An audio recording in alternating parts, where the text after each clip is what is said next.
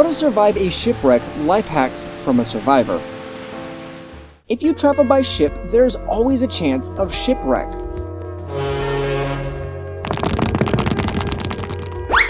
Oh! When our liner sank, many passengers died due to panic, some from hypothermia and some from dehydration.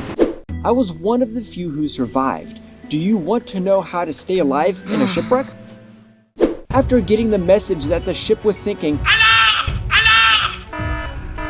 I put a lot of warm clothes on before leaving the cabin.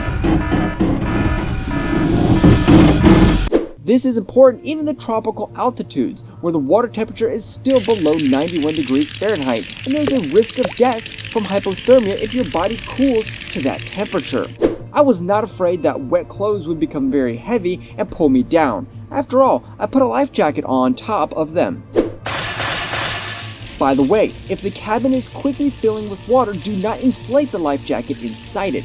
Otherwise, you will be stuck in the trap under the ceiling. It should be noted that on the first day of the journey, I studied the evacuation plan and walked to the upper deck, and this is where lifeboats are located on any vessel. Therefore, when the ship was sinking and the passengers went crazy with panic and horror, I kept my composure and calmly got to the lifeboats along a familiar route. However, only passengers who paid with credit card and still owed money on their tickets were allowed in the boats. I realized I would have to save myself. After all, my ticket was paid in full. I decided to leave the sinking ship. I looked down and made sure there were no people or objects in the water beneath me that could cause injury. I put my hand over my mouth and nose and jumped away from the sinking ship and trying to enter the water with my legs straight.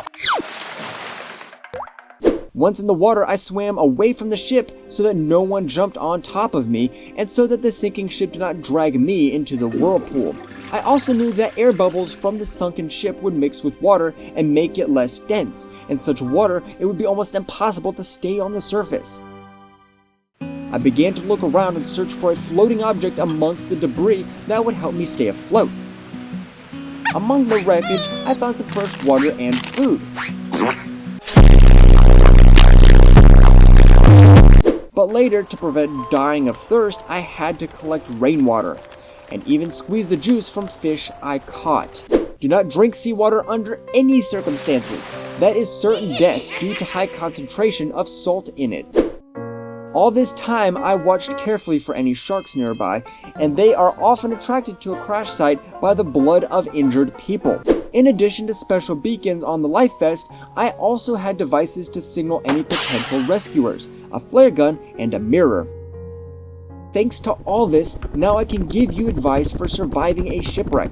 What else would you do in my place to increase your chances of survival? Tell us what you know, any life hacks to survive a shipwreck. Subscribe to our channel and do not forget to like.